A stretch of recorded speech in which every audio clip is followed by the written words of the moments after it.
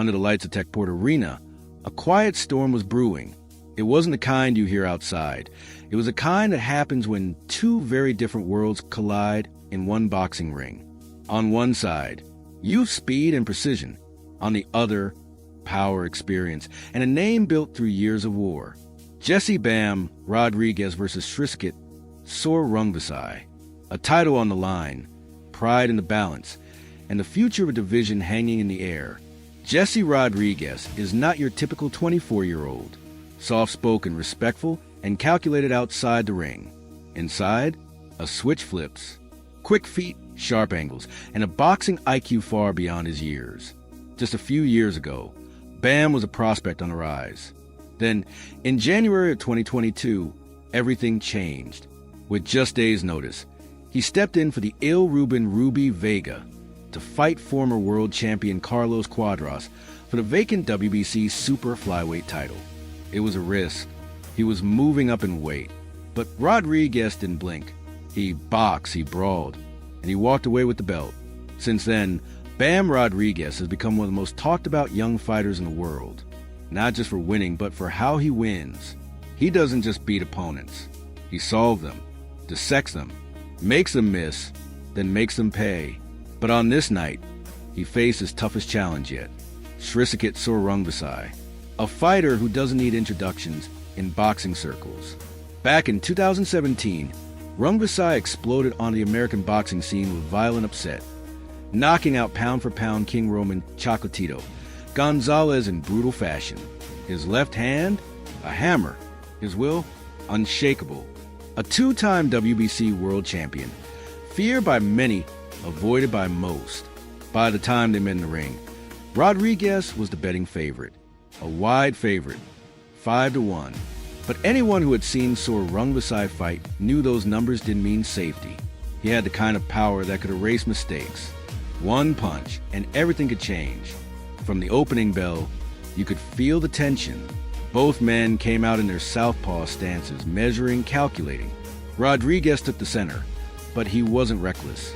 He probed with the jab, flicking out to find the range. So Rungvisai stalked, as he always does, flat-footed, steady, coiled like a spring.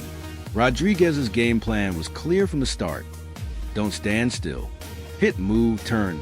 He wasn't going to test his chin against that legendary left hand. He was going to outthink him, outwork him, outmaneuver him.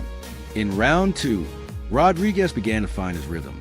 He slipped punches by inches, fired back with sharp counters, and stepped out before Sor Rungvisai could reset. But the danger never left the ring. In round 3, Rungvisai started to land. Not clean shots, but enough to get the crowd's attention. That left hand, still heavy, still dangerous, whipped through the air and grazed Bam's guard. It was a reminder this fight could still change in a heartbeat. Rodriguez, though, stayed composed. He didn't try to trade. He made adjustments. A subtle pivot here, a change in rhythm there. By round 5, the tide was turning. The footwork of Rodriguez was wearing Sor Rungvisai down. The punches were adding up, especially to the body. Left hooks downstairs, right hooks to the ribs. The kind of shots that don't make highlight reels, but steal your breath and take your legs. Between rounds, Sor Rungvisai's corner tried to rally him, but the signs were showing. The footwork was slower, the guard a little lower, the punches less frequent. Rodriguez, sensing the shift, turned up the pressure. He began to sit down on his punches, not recklessly, but with purpose. Every combination was a calculated risk. He'd take a half step in, fire 3, then spin out. And as the rounds wore on, it was clear. This was a different class of fighter. Round 7 was brutal. Rodriguez picked his shots, landing clean combinations. Sor Rungvisai was still coming forward. He's too proud not to, but the punches weren't landing, and the ones that did no longer had that snap. Then came round 8. Rodriguez opened fast. A sharp left of the body, a right hook upstairs, then another left. Sor Rungvisai's legs buckled. The crowd rose. Rodriguez didn't waste time. He pounced. A flurry of punches forced Sor Rungvisai back to the ropes. The veteran tried to swing back, but his timing was off. His legs unsteady. His hands too slow. The referee had seen enough. 50 seconds into the 8th round, the fight was stopped. Jesse Rodriguez raised his arms as the crowd erupted. It wasn't just a win, it was domination. He didn't just beat a former champion. He outclassed him, dismantled him. From bell to bell, Bam Rodriguez showed why he's considered the future of boxing's lower weight divisions. And in doing so, he honored the legacy of a warrior like Sor Rungvisai, while making it clear, his time has arrived. After the fight, there was no trash talk, just respect.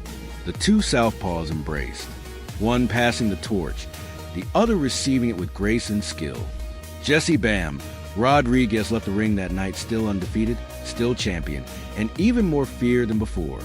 Not because of brute strength, but because of control, intelligence, and unshakable confidence. He fights like a veteran, thinks like a coach, and moves like a future Hall of Famer. That night in San Antonio wasn't just another defense. It was a declaration. Bam Rodriguez isn't next. He's already here.